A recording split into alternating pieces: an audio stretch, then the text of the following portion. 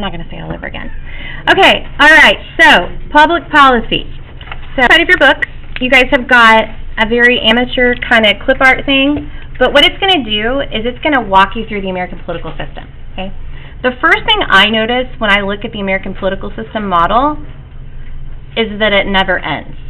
Like if you look at the arrows, it's a totally continuous process.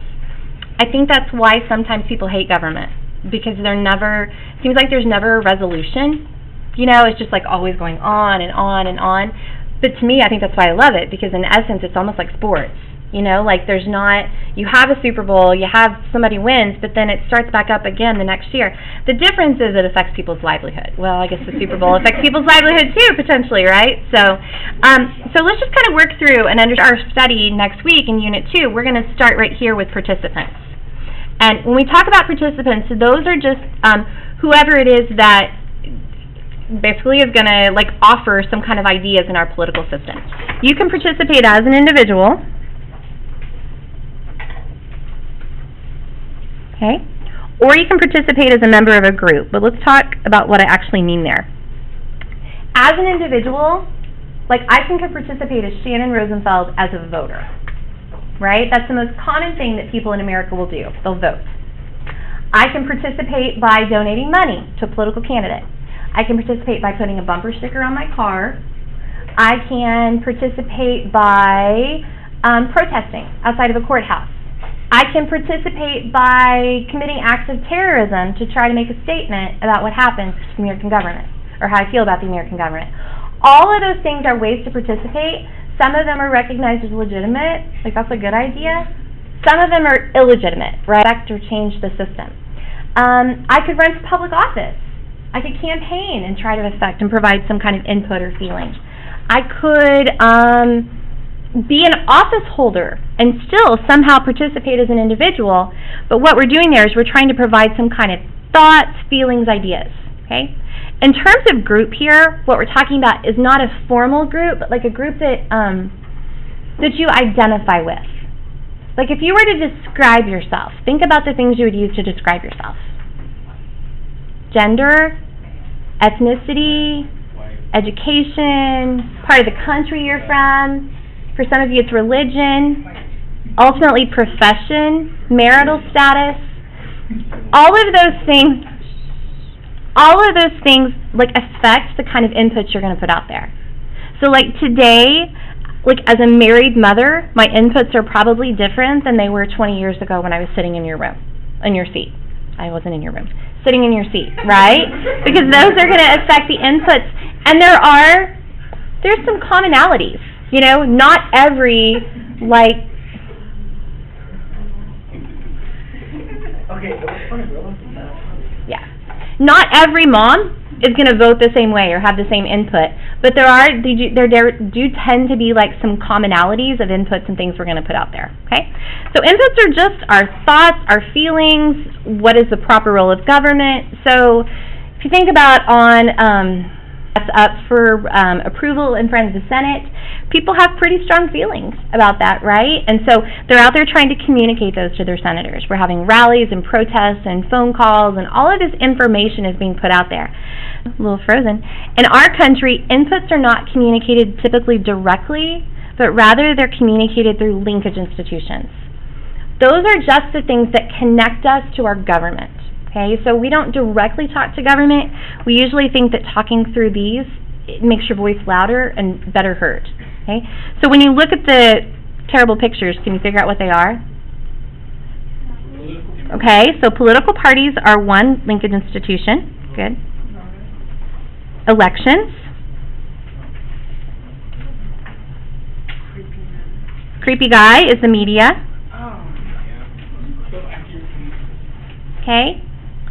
And this will be interest groups. So let's talk about what all those are. You guys know what political parties are, right? That's obvious. We're going to learn about how political parties work. We'll learn which one you might identify with. We're in an interesting time in our country because people's loyalty to political parties is really low. But political parties are incredibly entrenched in our political system. And I'll explain to you why as we get through there. But like, you have to be a Republican or a Democrat in our country to win president. You have to be a Republican or a Democrat to get any kind of national office. And so political parties are super important. So, like right now, there's all these people out there saying, this is how I feel about the treaty that President Obama has negotiated, and political parties are listening to that. And then come November, not this November, I couldn't remember what year it was, November 2016, or prior to November, I guess like June, probably 2016, there's going to be a national convention, and the Democrats and Republicans are going to write a platform. And when they write that platform, it's going to probably reflect how their supporters feel about the treaty in Iran and our relationships. So those inputs hopefully are being heard by the party. Elections. We're going to vote, right? And that's a clear message to the gut. So Donald Trump saying, I want to be president, right? So let's say on the off crazy chance that he gets elected, right? That's going to send a message to the government. So if Trump says, I'm going to do blank, then that's what, hopefully, the message is going to the government. What's the problem with that, though, do you think? Okay. Braxton, why would people vote for Donald Trump? Because he's like outside the political sphere, and I'd say like they keep saying like Republicans and Democrats get into office and mess things up, and here comes Donald Trump flying in from wherever. Okay, all right, so he's an outsider, is what you're saying. Okay, Victor. Because he's interesting. Okay, because he's interesting. He has kind of like a pseudo-celebrity thing going on. So what we're saying is you can't be sure that if people elect, and he's not going to win, okay? If he does, I'm not going to be a government teacher anymore because clearly I'm wrong. I don't understand things. But let's just say he, and I'm not saying I don't like, I'm just saying, anyway. Okay, I just send it anyway, but, okay, so you can't be sure when people vote for a candidate that they're voting for them because of what they promise. But sometimes the government has to be kind of careful how they read that message. Maybe they're voting for that person because they're really voting against someone else, which is what so potentially they can misread that. All right, the media. That's a tricky one, right? Because the media is a business. Fundamentally, almost all media in this country is profit motivated. So when they decide what inputs they're going to provide coverage to, they're providing coverage to things that are going to get them some kind of profit. So they're going to get them readers or supporters. So I'm not saying that it's not so much about the bias, it's rather about the selectivity of what they choose to cover. Okay? And so they don't necessarily cover everything. I am convinced that so many people are talking about Donald Trump because he makes for really, really good TV. I mean, that's interesting, right? Watching that hair going all over the place and the crazy thing says, whereas most of the other Republican candidates are not nearly as interesting and entertaining, to average Americans. So he's drawing all this media coverage in, and so that's why I attention to him. All right, interest groups. This is kind of a phenomenon of the modern political system. Interest groups are formal groups that are organized usually around particular issues that people feel real strongly about. There are literally thousands of interest groups in America.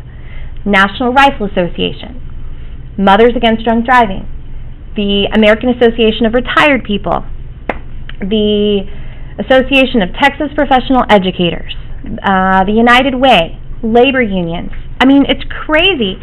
And people join interest groups for all different kinds of reasons.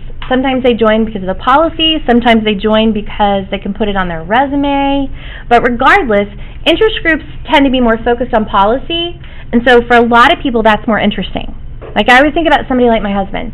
He's not real I'm Republican or I'm Democrat, but he is a super tree hugger, right? So he belongs to the Sierra Club, but then he also fully embraces gun rights, and so we get bombarded by things from the NRA. So both of those things are there, and so interest groups sometimes make it harder to pin people down in terms of political party, but they do provide a voice about what issues people really care about. Okay? All right, so then we come down to the policy agenda. Who created the policy agenda in this model? Me. I did, as an individual, providing my inputs through linkage institutions.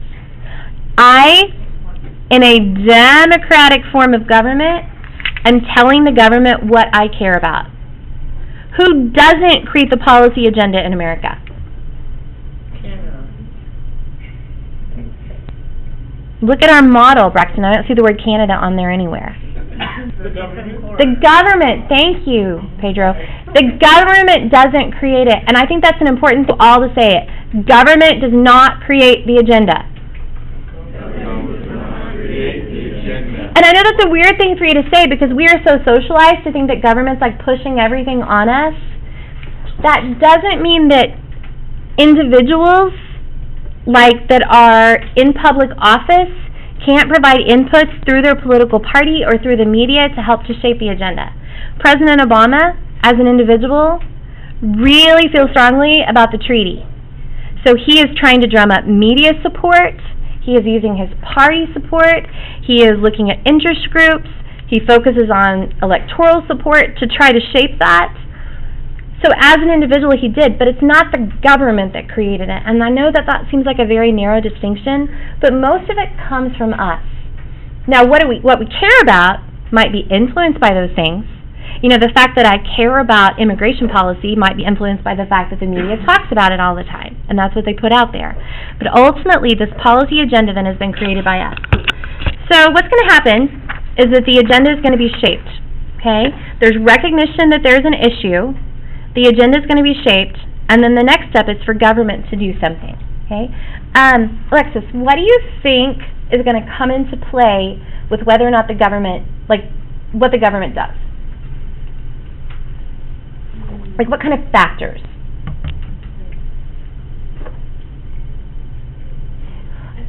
Let me rephrase that. Okay, so everybody's talking about immigration. Strong feelings, okay? So likely to take some kind of action or not take some kind of action? Why? There's more people talking about whatever issues or problems or how they feel about it. Okay, so there's a lot of people talking about it, or it's a very intense kind of issue, okay? What other kind of factors would impact the government taking some kind of action rather than just ignoring the policy agenda? Anybody? Like displaying the views. Okay, by like selectively, like they cover that stuff and government's like, oh, this must be a really big deal, okay? I guess what I'm getting at is, does government have to do anything with the policy agenda? Like, aren't there issues and things that people care about that government doesn't do jack about? They don't do anything, right? So, maybe they don't have the resources. Maybe it's an unfixable problem. Like, I have deep, like, nightmare-causing concerns about Social Security that I will share with you at a later date. Government doesn't really do anything about Social Security. Why? It's horrible. It's horrible because the fix is going to hurt someone, and it's probably going to cause them to lose elections. Like, whoever ends up remedying it, right, their party, people aren't going to vote for them because it's not a win-win situation. Someone's going to end up losing somehow, some way, okay? The intensity of it, the time of year, they're more likely to take some kind of action in an election year than an off-election year. They're more likely to take more extreme action in an election year because that would court those extreme voters. So many things come into play here. But